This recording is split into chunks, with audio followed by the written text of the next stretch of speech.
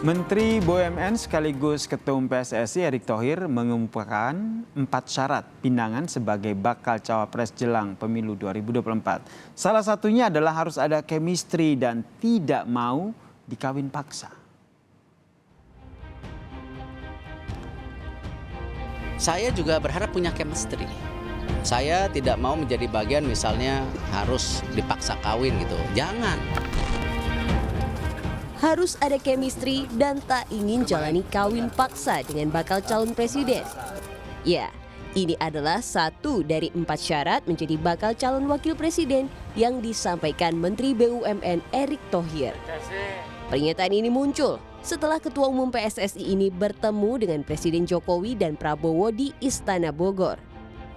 Erick memang mengaku tak ada bahasan cawapres. Namun Erick menyebut tidak ingin dipaksa kawin jika tidak ada chemistry. Syarat lain jika ia menjadi bacawa pres yaitu adanya rancangan koalisi parpol yang akan mengusungnya, melanjutkan program yang sudah dijalankan oleh Presiden Joko Widodo saat itu, serta ingin berada di pemerintahan yang bekerja untuk rakyat. Koalisinya kan belum terbentuk. Ya, koalisi yang misalnya ini Pak Erick Thohir kan belum ada gitu. Kan nggak cukup dari salah satu partai, itu realita gitu. Yang kedua, saya juga berharap punya chemistry. Ya, saya tidak mau menjadi bagian misalnya harus dipaksa kawin gitu. Jangan. Yang ketiga tentu tadi, saya tegak lurus dengan Bapak Presiden, mana program-program Bapak Presiden yang harus dilanjutkan. Harus dilanjutkan. Menanggapi maraknya isu akan dipasangkan dengan Prabowo sebagai cawapres di 2024, Erick menegaskan masih menunggu peta koalisi terbentuk karena tak mungkin jika hanya satu partai yang mendukung dirinya. Terlebih, Erick mengaku belum membahas politik dengan Prabowo. Tim Liputan, Kompas TV.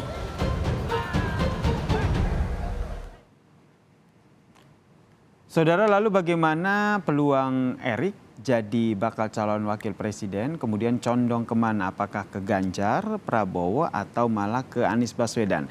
Kita ulas bersama dengan pengamat politik sekaligus Direktur Eksekutif LSI, Jayadi Hanan yang telah bergabung bersama kami di Kompas Malam. Selamat malam, salam sehat Mas Jayadi. Malam Mas Yasir, salam sehat juga. Kalau kita lihat realistis nggak sih menurut Mas Jayadi ini syarat-syarat yang diajukan oleh Erick jika ia akan dipinang menjadi bacawa pres? Ya sangat realistis ya, tapi yang menarik sebetulnya 2 syarat terakhir, yaitu tegak lurus sama Presiden Jokowi kan gitu, dan melanjutkan program Jokowi. Jadi ada Jokowi faktor yang penting banget di situ. Ini semacam pernyataan dari semacam sinyalemen lah gitu dari Pak Erick Thohir bahwa dia cawapres yang didukung oleh Pak Jokowi gitu. Di satu sisi ya. Di sisi lain itu semacam pernyataan juga kepada Presiden Jokowi bahwa dia kalau didorong oleh Pak Jokowi sebagai cawapres, dia akan tegak lurus, akan menjadi orang yang bisa dipercaya oleh Pak Jokowi untuk melanjutkan program-program itu. Dan untuk itu dia perlu kesepakatan sama bakal capresnya kan gitu. Nah kita tahu semua bakal capres ini kan memerlukan endorsement Jokowi sedikit atau banyak gitu, terutama Ganjar sama Prabowo kan gitu. Nah, jadi ada 2 nama yang akan mengerucut ya, begitu ada antara Ganjar dan juga Prabowo begitu yang kemungkinan besar diinginkan oleh Erick Thohir untuk dipinang begitu menjadi cawapres ya, menurut Anda Mas Ya Jayadi? kalau kita lihat secara elektoral, data-data itu menunjukkan bahwa yang dianggap paling condong melanjutkan program Jokowi itu oleh masyarakat adalah Prabowo dan Ganjar kan. Jadi kalau Erick menjadikan syarat itu kan melanjutkan program Jokowi, kemudian di-endorse oleh Jokowi atau didorong oleh Pak Jokowi itu kan menjadi salah satu syarat, 2 syarat yang disampaikan oleh Pak Erick Thohir kan, syarat ketiga, syarat keempat gitu. Nah kalau 2 itu berarti kan faktor itu yang sangat penting, maka ya pilihannya cuma 2. Prabowo dan Ganjar. Prabowo Karena dan itu, juga Ganjar. Oke. ya karena ke Anies agak jauh gitu. Iya. Kemudian ada syarat yang menarik juga yang disampaikan oleh Erick Thohir, yaitu harus ada chemistry begitu, jangan dikawin paksa begitu. Kenapa akhirnya Erick Thohir memunculkan syarat tersebut? Apa yang Anda baca dari syarat ini? Ya itu chemistry itu kan secara normatif biasa kan, Heeh. bahwa memang antara capres cawapres harus ada chemistry. Chemistry juga berarti bahwa presiden dan wakil presiden itu akan bekerja secara bersama-sama sebagai, kalau istilah yang biasa juga kita dengar, sebagai duit tunggal kan. Mm-mm. Jangan sampai, kira-kira ya pesannya itu, kalau yang saya baca, jangan sampai wapres cuman ban serep nanti kalau sudah terpilih, cuma diperlukan ketika untuk pilpresnya doang gitu kan. Oke. Nah, jadi chemistry yang dimaksud itu antara lain seperti itu, selain soal bahwa tidak boleh dipaksa-paksa gitu. Cuman pertanyaannya memang siapa yang maksa gitu kan. Nah ini kan akhirnya publik mengaitkannya dengan pertemuan sebelumnya begitu antara Joko Widodo, Prabowo Subianto dan juga Erick Thohir begitu. Kalau yang dimaksud Pak Jokowi yang memaksa dia untuk bersama Pak Prabowo, ya itu kan bertentangan dengan syarat ketiga dari Pak Erick Thohir. Syarat ketiga Pak Erick Thohir adalah tegak lurus sama Pak Jokowi kan. Jadi kan itu berarti kan kalau Pak Jokowi meminta Pak Erick atau menyarankan Pak Erick untuk bersama Prabowo, harusnya dia ikut dong. Karena syarat ketiganya tegak lurus ikut dorongan atau arahan dari Pak Jokowi. Ya, jadi kalau dengan demikian, kalau Pak Jokowi yang nyuruh, misalnya katakanlah begitu, atau meminta atau menyarankan, berarti kan bukan Pak Jokowi yang nyuruh kawin paksa kan gitu. Oke, Anda menilainya apakah betul memang ada yang memaksa kawin paksa yang disampaikan oleh Erick itu benar memang terjadi sehingga Erick menyampaikan itu atau seperti apa, Mas?